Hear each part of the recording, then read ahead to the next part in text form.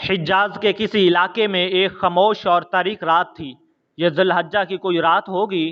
ہر طرف خاموشی اور سکوت چھائی ہوئی تھی۔ اللہ کے نبی حضرت ابراہیم علیہ السلام گہری نیند میں تھے۔ آپ کو ایک خواب آیا کہ جس طرح جانوروں کو ذبح کیا جاتا ہے، بلکہ اسی طرح آپ اپنے بیٹے اسماعیل کو ذبح کر رہے ہیں۔ آپ گھبرا کر اٹھ بیٹھے اور آپ پر لرزہ طاری ہو گیا۔ ایسا ہی خواب آپ کو کئی دنوں سے آ رہا تھا۔ ابراہیم علیہ السلام کو اب یقین ہو گیا تھا کہ اللہ تعالیٰ انہیں کسی امتحان سے گزارنا چاہتے ہیں، اور وہ ایسی سخت آزمائش تھی کہ کوئی باپ ایسا سوچ بھی نہیں سکتا تھا۔ اسماعیل علیہ السلام کی قربانی کا یہ واقعہ کیا تھا، اور اس واقعے میں انسانیت کے لیے ایک عظیم پیغام کیا تھا، اس ویڈیو میں ہم مکمل جانیں گے۔ دراصل جس طرح پیغمبروں کو دنیا میں اللہ تعالیٰ بلند مقام پر فائز کرتے ہیں، اسی طرح ان پیغمبروں کی آزمائش بھی بہت بڑی ہوتی ہے۔ حضرت ابراہیم علیہ السلام کو اللہ تعالیٰ نے بہت ساری آزمائشوں سے گزارا۔ ہر آزمائش میں آپ ثابت قدم رہے، تمام ادیان و مذاہب کے امام کہلائے۔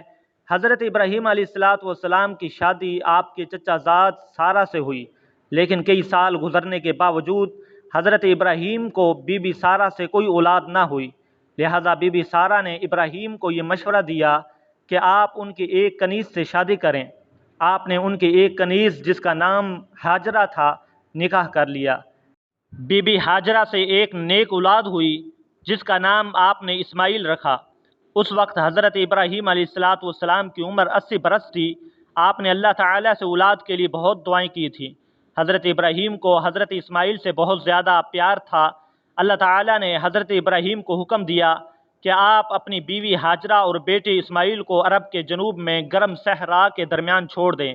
لہذا آپ نے ایسے ہی کیا اور مکہ میں چھوڑ دیا، جہاں آپ شام سے آیا کرتے اور اپنی بیوی بچے سے مل کر واپس چلے جاتے۔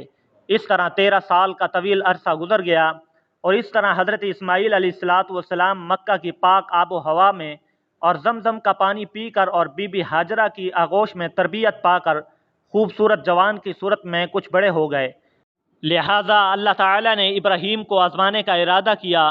آپ کو مسلسل 3 دن یہ خواب آیا کہ آپ اپنے بیٹے کو اپنے ہاتھوں سے ذبح کر رہے ہیں۔ آپ کو یہ خبر ملی کہ آپ جس اولاد سے بہت محبت کرتے ہیں اسے اللہ کی راہ میں قربان کر دیں۔ یہ بہت بڑا امتحان تھا۔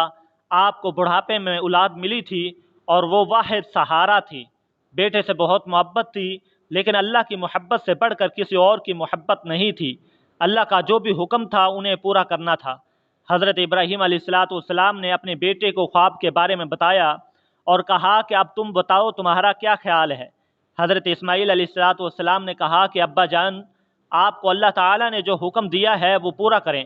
اللہ تعالیٰ کے حکم سے آپ مجھے صبر کرنے والوں میں سے پائیں گے۔